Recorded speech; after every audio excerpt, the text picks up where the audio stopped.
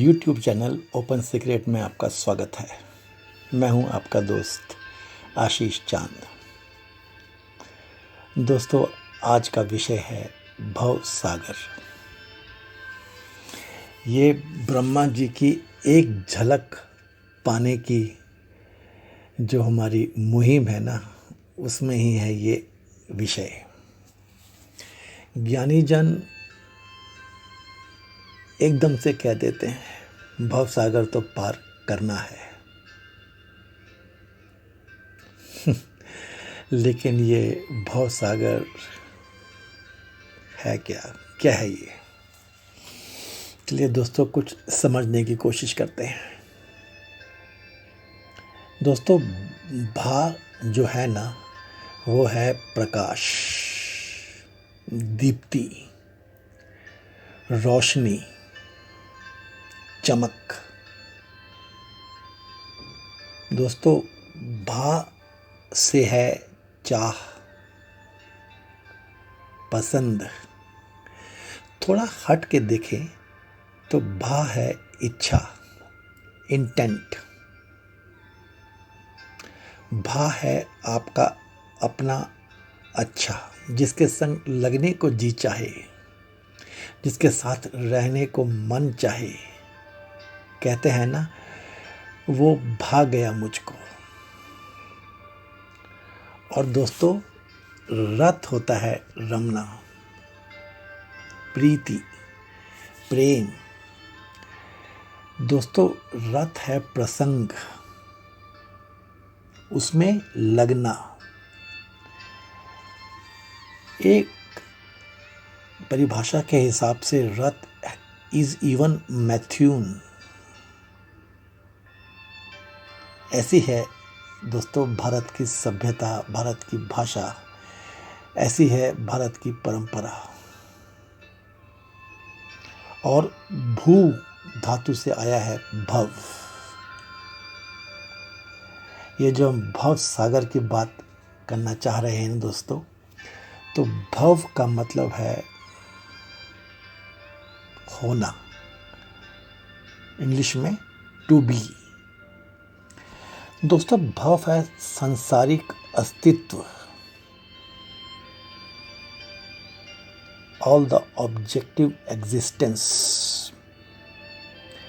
भव का मतलब है जन्म, पैदा होना, जो पैदा हुआ है। और भव का मतलब है बनना। अब हमसे यदि ऋषि या भारत में तो ये प्रचलन है कि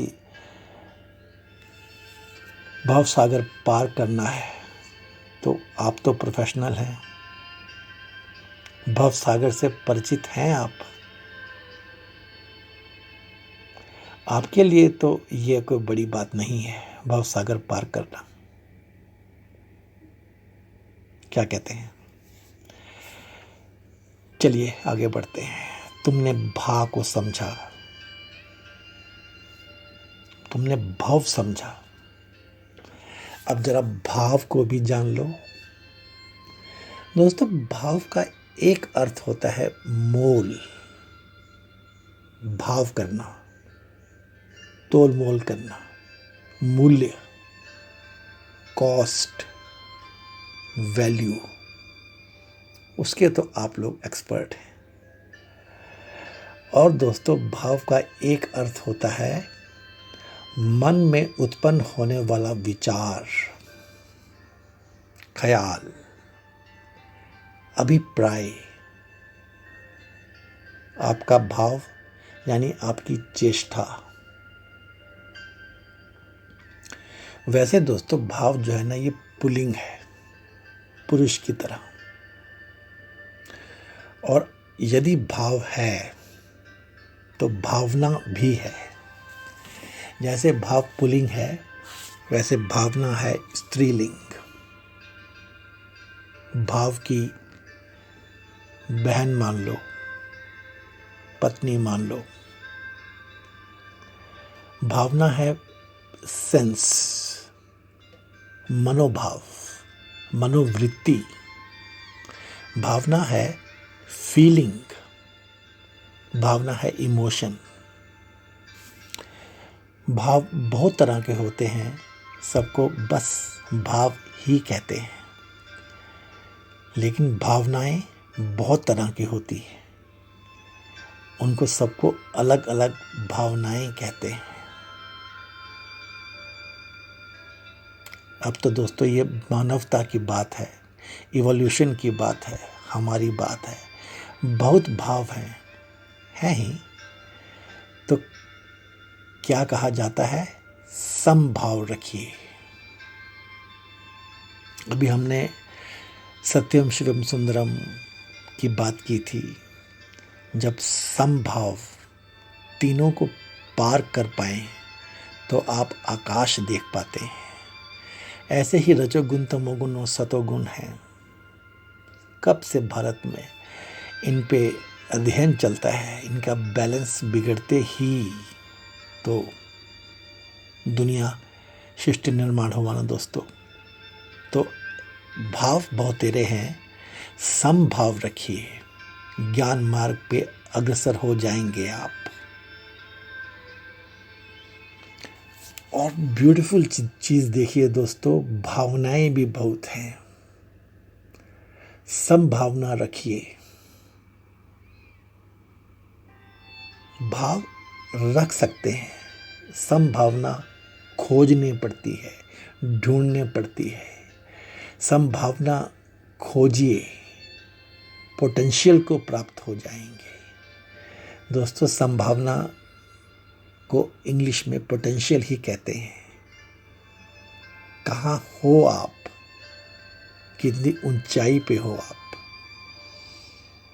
आपका पोटेंशियल ही आपकी एनर्जी का संपूर्ण एक टोटल है।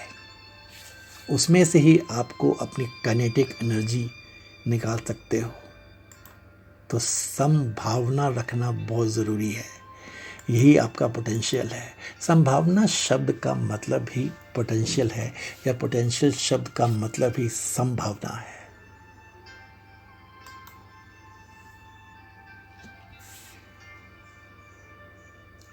और जैसे कहा गया है, भवसागर तैर के पार जाना है। गालिब तो कह गए हैं, एक आग है दरिया का है और डूब के जाना है। तो तैरना तो है ही दोस्तों। बहुत बहुविधि ये चीज़ सामने आएगी, आती है। और आपको कच्चा पक्का थोड़ा बहुत या बहुत कुछ मालूम तो है ही। एक चीज़ यह जानने में रखिएगा, if you will not swim across the bhavsagar, you will continue to be in it. यदि आप तैर के पार नहीं जाएंगे तो आप इसमें ही रहते ही जाएंगे, रह ही जाएंगे हमेशा के लिए। You will continue to be in it for infinite time, always swimming, always floating, always struggling, always learning, always forgetting again and again and again. You will be again and again getting drowned and emerging in different forms, different lives. यह है भवसागर की एक जटिलता, यह है इसकी beauty, यह है इसका चैलेंज। इसी जीवन में कभी ना कभी तो फीलिंग आती है, कभी कभी तो विचार आता है, चलो निकल जाएं, तैर जाएं, पार हो जाएं भवसागर के। यह है दोस्तों भवसागर के बात की बिगिनिंग। व्हाट इज भवसागर, वेयर इज भवसागर, क्या है ये, कहाँ है? तो दोस्तों सबसे पहले जानने में रखिए, मैं बपूरा बूढ़न डरा, रहा किनारे बैठ, जिन खोजा तिन पाइयां, गहरे पानी बैठ। संत कबीर ने कितने प्यार से, कितने सहज भाव में, कितने पहले ये बात कह दी। बूढ़न डरा, एक तो ये आलस्य, काम ना करना, काम ना कर पाना, अपने आप को इनकैपेबल बना देना, और डरा, ये डर, ये फियर, इसको तो दोस्तों हमने बहुत तरह से समझा है और बहुत तरह से समझते ही रहेंगे। But being professionals, I think you are free of these two traits, capability and fear. So you are most capable, you are most qualified, you are most, privileged. Still the fact remains, मैं बपूरा बूढ़न डरा, रहा किनारे बैठ। Attempt ही नहीं करते हैं हम लोग, उठते ही नहीं हैं, चलते ही नहीं हैं, बस बैठे रहते हैं, सोचते रहते हैं। जिन खोजा तिन पाइया, गहरे पानी बैठ। तो डाइव तो करना पड़ेगा और गहरा जाना पड़ेगा, डीप में जाना पड़ेगा। आप अपने प्रोफेशन में डीप में जाते हैं ना, तभी तो आप सीनियर बनते हैं। आप सतह सतह पे अपना काम कर लीजिए, देखिए काम होगा ही नहीं। तो ये तो इतनी बड़ी बात नहीं है। ये भवसागर क्या है? ये एक नदी के समान है जो आपके चारों तरफ चलती रहती है। ऐसे भी समझ लीजिए, ऐसे भी समझ सकते हैं, कोई गलत बात नहीं है। ये एक सुरंग के समान है, इट इज ए टनल। हो सकता है एक टनल है, फ्लो चल रहा है, चलती चली जा रही है, ऐसे भी समझ सकते हैं। या इसको ऐसे समझिए कि जब कह ही दिया भव सागर, तो ये समुद्र है, ये महासागर है, ये एक संसार है आपके चारों ओर। जैसे हमने थोड़ा बहुत दोस्तों पढ़ाई कर ली है, हमने छोटे छोटे चैप्टर्स, छोटे छोटे वीडियोस कवर कर लिए हैं, तो आप जानिए ये कॉस्मोस। चलिए आप इसको ऐसे देखिए, ये 4th हाउस प्लस ये 5th हाउस, मतलब मन की दुनिया, मेंटल हाउस, स्पिरिचुअल दुनिया 5th हाउस, कॉस्मोस की दुनिया 6th हाउस।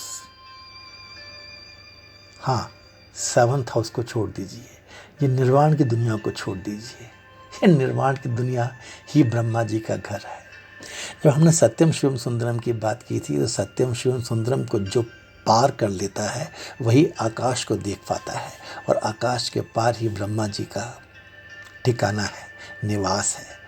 तो वैसे ही दोस्तों 4th, 5th, 6th नहीं, मैं तो कहता हूँ 1st, 2nd, 3rd, 6th house तक जितना भी ये संसार है ना, मतलब द एंटायर मैनिफेस्ट वर्ल्ड, यही है भवसागर। यही है भवसागर। तो हम तो बात करते ही रहते हैं कि 4th हाउस से 5th हाउस में जाना है, उसके रास्ते, उसकी कठिनाइयों को भी धीरे धीरे डिस्कस किया है हम लोगों ने। और 5th से 6th हाउस तो हम कहते हैं मंजिल है। यही मानव जीवन में आदमी कर सकता है, यही कर पाए तो बड़ी बात है। 4th हाउस में भी पहले आप प्रॉपरली जी पाएँ तो बड़ी बात है, और 4th से 5th जा पाएँ तो एक जीवन बहुत है उसके लिए। और दोस्तों हमने इसकी शुरुआत अपने वीडियोस में शुरू से ही की थी। मैं पूछता हूँ आपसे, आप मे बी से कैन बी बने? Did you traverse from being a may be to a can be? क्या आपने वो झटका, वो दुख, वो एक्सीडेंट, वो लॉस, वो फेल्योर, वो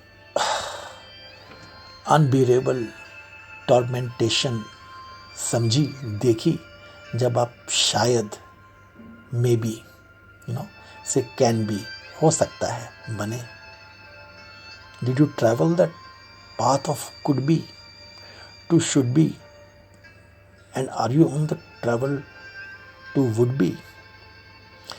दोस्तों, ये चीज़ जान लीजिए कि यदि आपने अपने दुनिया में ये मार्ग, ये पिलग्रिमेज नहीं तय की, जिसके बारे में बहुत डिटेल में, बहुत ग्रेट वे में हमने अपने वीडियोस में डिस्कस किया है, इवन अदरवाइज, तो ये जर्नी आपकी शुरू नहीं हो सकती।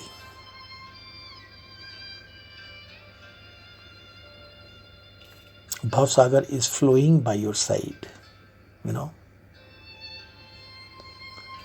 only one in sambhav, equanimity, balance.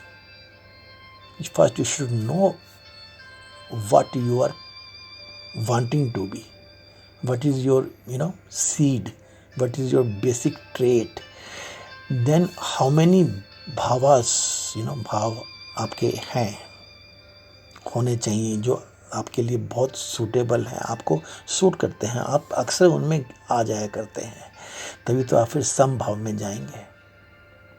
Then only you can see it, then only you can understand it, then only you can visualise it, feel it, know it, तो ये है भवसागर को जानने की छोटी सी एक विधि, छोटा सा रास्ता। दोस्तों, ये बैलेंस की पावर तो आपको जाननी ही पड़ेगी। ये जो है ना मेडिटेशंस जितनी भी हैं, मोस्टली तो ये बैलेंसिंग एक्ट्स ही हैं। ये जापानीज बुद्धिस्ट जो है ना, इसमें तो एक मेडिटेशन यही है कि आप खड़े हो जाएं और फिर अपने आप को एकाग्र करके ये समझें कि आपका जो वज़न है, वेट है, ये दोनों में से किसी एक टांग पे ज़्यादा पड़ रहा होगा, और फिर धीरे से उसको आप दूसरी टांग पे लेके जाएं, इस तरह से कि आप बैलेंस्ड हो जाएं, आपका वेट जो है ये बैलेंस्ड हो जाए। और ये जापानीज बुद्धिस्ट वे ऑफ जो मेडिटेशन है, ये तो ये बताता है कि यदि जब आपने वो परफेक्ट बैलेंस अचीव कर लिया, तो आप वेटलेस हो जाते हैं। आपके प्रज्ञा, ज्ञान, आपकी जो अंदर की एनर्जी है, ये सीधे आपको 100% यूज़ करने की पावर मिल जाती है, आपकी समझ। ये तो दोस्तों आपको साइंटिफिकली भी समझ में आता होगा, प्रैक्टिस वाली बात है। और ये तो मैंने आपको अभी भी बताया कि रजोगुण, सतोगुण, तमोगुण 3 फोर्सेस हैं, और ये इम्बैलेंस होते ना होते ही जगत की फॉर्मेशन शुरू हो जाती है। अगर ये बैलेंस्ड हो तो जगत फॉर्म नहीं होता। तो बैलेंसिंग की तो ग्रेटनेस आपको समझनी ही पड़ेगी दोस्तों। तो भवसागर को समझा हम लोगों ने थोड़ा बहुत, व्हाट इज भवसागर और वेयर इज भवसागर भी समझा।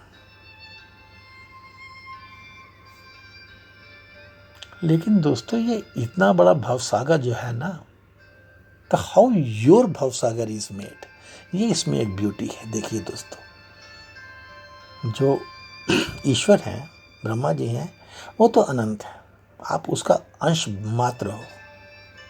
जो आत्मा है या सोल है, जीव जो है ना, ये अंश मात्र है, एक बूंद है सागर की। गुण तो उसमें सारे सागर के हैं, लेकिन वो सागर नहीं है, सागर की एक बूंद है। वैसे ही ये भवसागर आपका है, कहीं ना कहीं आपका एक भवसागर है, ठीक है, पूरे भवसागर जैसा ही है, लेकिन it is your, how it is made, question तो ये निकल के आता है। भवसागर, आपका भवसागर बनता कैसे है? तो दोस्तों, पहले तो आप एक चीज़ ये फिर से सुन लीजिए, सकल पदार्थ हैं जग माही, कर्महीन नर पावत नाही। दुनिया तो ये पदार्थों की ही है, और पदार्थ में दोस्तों मन भी आ जाता है। यहाँ पे मन की दुनिया भी आ जाती है। चाहे भाव सागर ऑब्जेक्टिव हो, चाहे भाव सागर सब्जेक्टिव हो। The moment you call it a sagar, then it is bhav sagar, which is a combination of both sakal man and पदार्थ। तो जब यह कहा गया है सकल पदार्थ हैं जग माही, दुनिया में ही हैं सब पदार्थ, और कर्महीन नर पावत नाही। हमारे संतों ने दोस्तों, ये जो संतों वाली बात हमने की है ना, आइकन्स वाली, इसको प्लीज़ प्लीज़ बहुत एंजॉय कीजिएगा।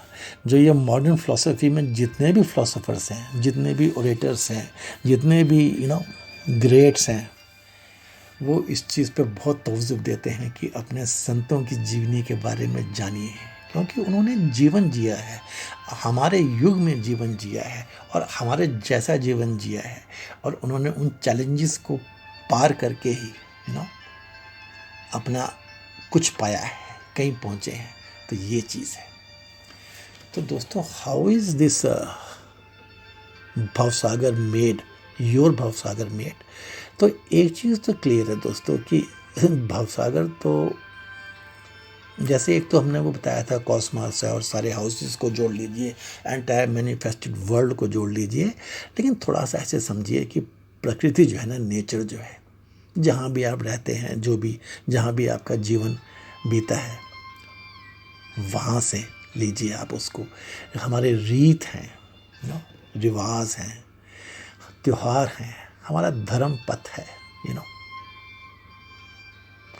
सो जितने भी एक्सीडेंट्स हुए हैं आपके जीवन में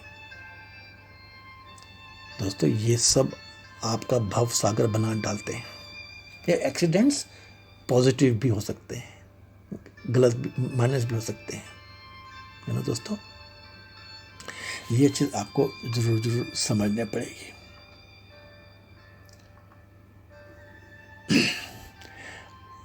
आपने ट्रैवल किया तो आपको भवसागर मिलेंगे, आपका भवसागर बन जाएगा।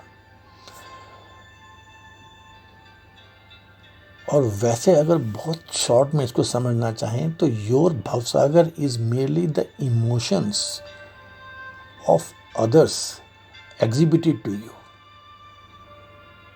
आपके इर्द गिर्द जितने भी प्राणी थे, बेसिकली मनुष्य, मानव जाति के, उन्होंने यदि या जो भी अपनी इमोशंस आपके प्रति दिखाई हैं, की हैं, वही आपका भवसागर है। Clear cut. That is all your definition of your भवसागर इज।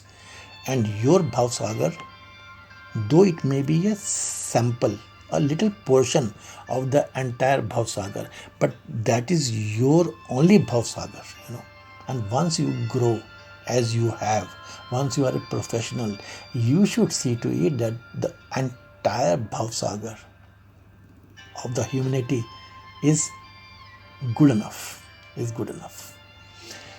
मैं आपको बताता हूँ दोस्तों अपनी ज़िंदगी में से छोटी छोटी बातें। अगर हम कहते हैं कि भवसागर तो आपका ही होता है, तो मैं बताता हूँ दोस्तों, मैं फर्स्ट जॉब में था, चेन्नई में था। एक बार मुझको जाने क्या दुख था, क्या बुखार तो नहीं था, मैं बहुत डाउन था किसी चीज़ से, और मैं वो बस में 70s की बात है, कहीं से अपने घर की तरफ चला हुआ था। दोस्तों, एक मदर और एक उसकी बेटी, उन्होंने मुझे कंधे पे हाथ रखा और पूछा, यू नीड सम हेल्प? दोस्तों, मैं मुस्कुरा के, शर्मा के खड़ा हो गया, थैंक्स कह दिया उनको, बात ख़त्म हो गई। बाद में मुझे समझ में आया कि आज क्रिसमस है और ये क्रिश्चियंस हैं, ये फैमिली क्रिश्चियंस की है।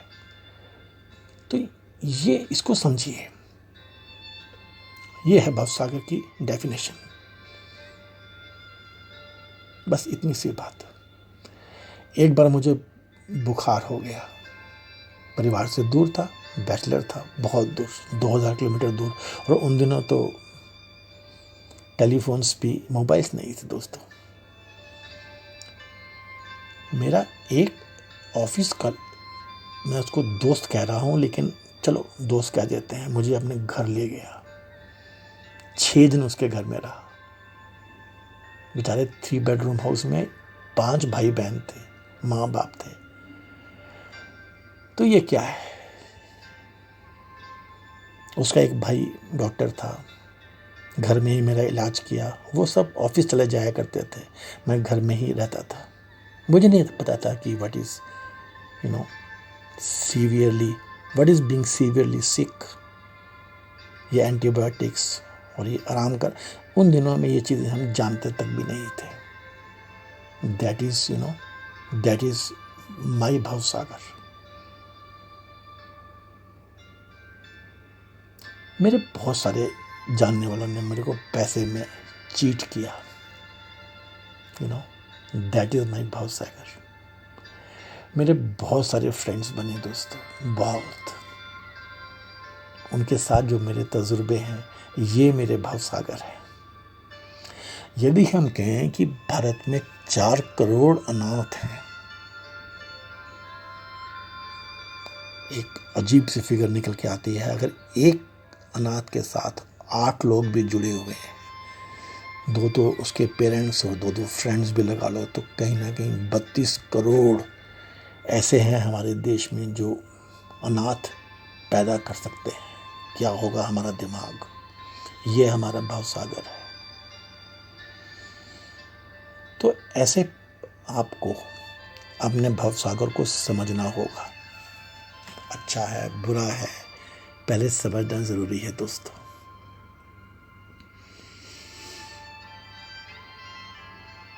फिर दूसरी बात है कि are you flowing in your भवसागर, कि आप नहीं फ्लो कर रहे हैं।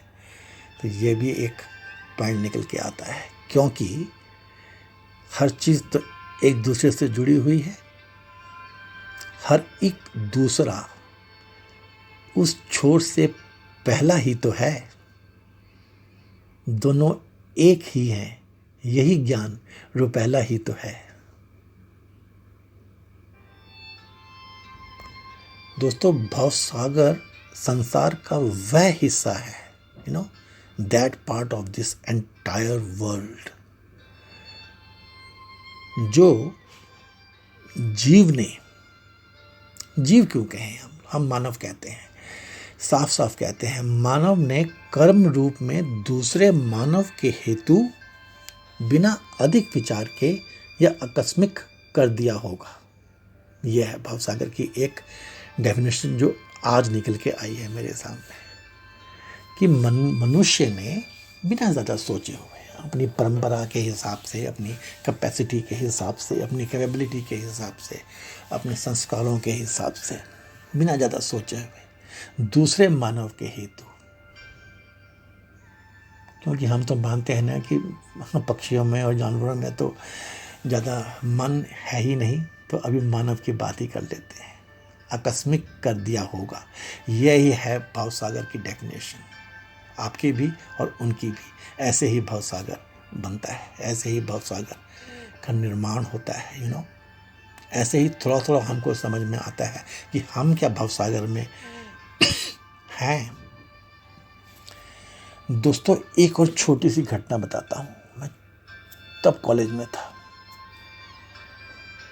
निकल जाया करते थे, बनारस की बात है।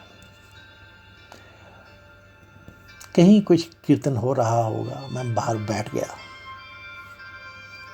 एक साधु, मतलब गेरुआ वस्त्रों में, साधु ही कहेंगे उसको, वो भी बगल में बैठा हुआ था। मैंने तो बातें शुरू कर दी। अक्सर मैं तो बातें करना शुरू कर दिया करता हूँ। तो उस साधु को मैंने बताया, या उसने मुझसे पूछा होगा कि मैं BHU में इंजीनियरिंग पढ़ रहा हूँ। तो उसने मुझसे कहा, मुझे देखा उसने, बस और ये कहा, अंगूठे से तालू को साफ किया करो, सरस्वती का वास है वहां। और दोस्तों बात खत्म सी हो गई। बस दोस्तों शॉर्ट में बताता हूँ, बात ख़त्म सी हो गई, चली। ऐसे कितनी बातें मेरे साथ हुई दोस्तों। जॉब में गया मैं, अपने ओरल हाइजीन का हो या दांत साफ करने का काफ़ी ध्यान दिया करता था। दिन में 3-3 बार ब्रश करता था।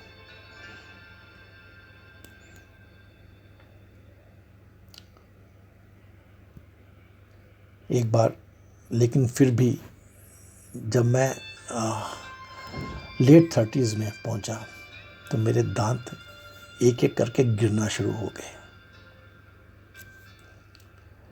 बड़ी अजीब प्रॉब्लम थी। दांतों के साथ मेरी बहुत बड़ी स्टोरीज थी जीवन की, लेकिन कोई बात नहीं, अभी मैं इसी मुद्दे की बात बताता हूँ आपको। और छोटी सी सैलरी होती थी, हर 6वें-8वें महीने डेंटिस्ट की चेयर पे बैठा पाया करता था खुद को, और बहुत अजीब फील करता था। 3 दांत मेरे निकल चुके थे अगले इन 8-9 सालों में। अब मैं 40 वर्ष के आसपास का हो चुका था। एक दिन आकस्मिक मुझे उस साधु की बात याद आई। कहने की बात थी, तभी समझ में आया कि भारत का जो खान पान है, भारत की जो व्यवस्था है, भारत की जो ज़िंदगी है, इसमें over brushing is harmful for teeth. ज़्यादा ब्रश नहीं करना है हमको। हमारे यहाँ पर मंजन का प्रावधान है, टूथ पाउडर का प्रावधान है। हमारे जो भोजन है उसमें मसूड़ों की मालिश ही काफ़ी है, और वो मंजन से हो जाती है। दांतों को चमका लो, रब कर लो, और मसूड़ों की मालिश कर लो। मैं नॉन वेजिटेरियन वालों के लिए भी कह रहा हूँ, जैसे हमारे यहाँ का खान पान है, वेजिटेरियंस के लिए तो है ही।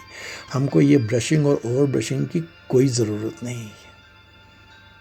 और दोस्तों मेरे को उनकी बात याद आई और मैंने मंजन करना भी शुरू कर दिया। और दोस्तों वो दिन है और आज का दिन है, 22-25 साल हो गए हैं। उसके बाद एक भी दांत नहीं गिरा है। और दांत और मसूड़े और मुख और ओरल हाइजीन सब कुछ शुरू हो गया। एक बहुत प्यारी और एक पर्सनल सी स्टोरी है, मैं तो आपको एक दिन सुना ही डालूंगा। और ये अंगूठे से तालू को साफ किया करो, सरस्वती का वास है, ये भी आपको ज़रूर बताऊंगा। लेकिन शुरुआत तो मेरी ऐसे ही हुई थी, छोटी सी बात। भवसागर में आप फ्लो कर रहे हैं कि नहीं, अब अलग बात है कि अब हम कहते हैं, और ये शायद है भी, कि ये साधु, ये भगवतधारी तो बच्चे उठा ले जाते हैं या आपका लॉस कर देते हैं। ये सब बातें तो आजकल है। तो ऐसा ही कुछ है। सुधारना तो दोस्तों हमें ही पड़ेगा। और दोस्तों अपनी एक बात को पूरी करके आज का वीडियो ख़त्म करते हैं हम लोग। हमें पढ़ाया गया कि यदि आप और जब आप किसी बहुत खूबसूरत हैप्पीनेस चीज़ से मिलें, या आपके साथ ऐसी कोई घटना हो, तो उस पर रुकिए, थमिए, वहाँ ड्वेल कीजिए। मैंने बताया था ना, गोरखनाथ जी ने ये मंत्र दिया था, उसको अपने दिल तक लेके जाइए, अपने दिल में उसको जगह दीजिए, और उसके साथ कुछ पल नहीं, बहुत सारे पल बिताइए, उसका सार निकालिए, उसके साथ जिए आप। ये है जीने का तरीका। ये कहते हैं ना कि उठो, जागो, चलो, उसको एक वे में ऐसे समझाया गया था। तो क्या आप ये करते हैं? आप क्या करते हैं ये सोचिए। तो ये ना पूछना कि are you flowing in the भवसागर। यदि आप भवसागर में फ्लो कर रहे हैं तो आप ये कर रहे होंगे। ये तो आपके अपने समझने का विषय है। प्रश्न कविता रूपी मेरी चिड़िया सागर में से यह निकल के आया, तुमने क्यों यह संपूर्ण ब्रह्मांड संभाल रखा है? क्यों हर उत्तर के गर्भ में एक सवाल बिठा रखा है। ऐसे ही मुझे पंक्तियाँ याद आती रहती हैं अपनी उस पोइम्स की किताब चिड़िया सागर की। तो दोस्तों आज का वीडियो यहाँ ख़त्म करते हैं और इसको अगले में कंटिन्यू करेंगे। ये भवसागर हमारा है, अपना है। इसको जानना बहुत बहुत बहुत ज़रूरी है। Thank you friends. Please like कर देना, शेयर कर देना, अपने कमेंट्स दे देना दोस्तों। Thank you so much. May God be with us. God is with us. Thanks friends.